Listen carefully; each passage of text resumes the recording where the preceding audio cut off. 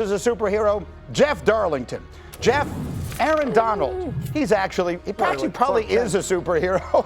What is the latest on his return in Los Angeles? Aaron Donald is ready for his sequel, let's put it that way. It feels like this is headed in that direction. The Rams remain optimistic that this is a real thing. Right now, we still don't have necessarily a deadline, but it does feel like we're moving more toward a timeline. Now, the Rams know that after training camp is when they would like to get Aaron Donald back, but they are setting zero deadline. They are saying, you do this on your terms. But I'm telling you, the whispers, maybe ask the guy to your left there. Gerald knows better than anybody. I don't know. But the whispers around the league right now, Greeny, are that we're going to see Aaron Donald back with the Rams at some point. What do you think? He's saying the whispers are that Aaron Donald is coming back. This is what I'll say about Aaron Donald that I know. He doesn't have to do anything. And he will be back if he believes that he can play at a high level and he can be himself. Sean McVay said the exact same thing the other day in the interview. I know nothing else, but what I do know is Aaron Donald is not a superhero. He's a supervillain. And you know who Aaron Donald is? Yeah. He's Thanos. Okay. And nobody wants to see Thanos come. It took 64 heroes to take out Thanos. And that's about how many it takes to block Aaron Donald. I like how you're tying the themes together here. Here's the bottom line. He could be Thanos. He could be anybody you want him to be. If they line him up next to Myles Garrett, it will be, for those of us who have followed the NFL and appreciate the history of the NFL, this would be like if you lined up Reggie White next to Joe Green. Yeah. It would be unfair, right? This would be the most devastating duo in the history of the league. I don't think there's anything even close. Absolutely. And I question him, like, 2 years out, does he really want to come back? Dominique Foxworth reminded me, as a player, when you start putting on a helmet again and shoulder pads and showing up to the facility, he's coming back. Right. How do you double team either one of them when they're both out there on the defensive line? Byron Young's on the outside, Braden Fitz, Kobe Turner. They have so many guys up front, but those two as a tandem rushing on a third down, I don't know as an offensive coordinator what type of protection you try to design to stop both of those guys coming at you. If you see the screen there, we've got the Thanos there of Aaron Donald, which I think is an appropriate. But, I mean, your expectation is, to the point that he's making, you expect him to come back and play, right? He's not going through all of this if his intention isn't to come back and play. Yeah, I expect him to be back, and I expect him to be back sooner than later. I expect to see Aaron Donald week 1. That's just my expectations. Okay. Because I believe he's preparing to be ready to play a full season. Right to after be training camp. acclimated, yes. He's going to take a couple games to get back to normalcy, but he wants those games so he can be ready in December, January, February. That's ridiculous. Aaron Donald and Myles Garrett. That is insane. I don't think that, I know we're talking about it a lot, but I don't think that we're giving this enough credit for the magnitude of that duo. There's nothing like that, Gerald, right?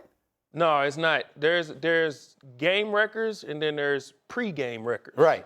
Where an offense has to literally stop doing what they do well to try and stop these players. We've seen Myles Garrett get followed by 2 tight ends. He get up and move, those tight ends get up and move. He get up and go the other way, those tight ends get up and go the other way. We've literally seen Aaron Rodgers lose a game to try and stop Myles Garrett from breaking a sack record. Now, add in Aaron Donald, everybody's in trouble. I don't think it's hyperbole to say Myles Garrett might be as good a pass rusher as has ever played. Is that about right? Absolutely. Sure. And that Aaron Donald might be. Now, the only question mark is what exactly will he be now, coming back 2 years later at the age of 35. At his best, he was about as good a defensive tackle, if you're going to name the great defensive tackles of all time. He's right there with any of them. So you're lining the two of them up next to each other. It's past it. I believe Aaron Donald, because of the position he plays and his impact, is the greatest defensive player of all time. Forget D tackle. What he was able to do at that position, to be the size he is and to dominate the league the way he did, 3 defensive player of the years, he could have won more than that. Yeah.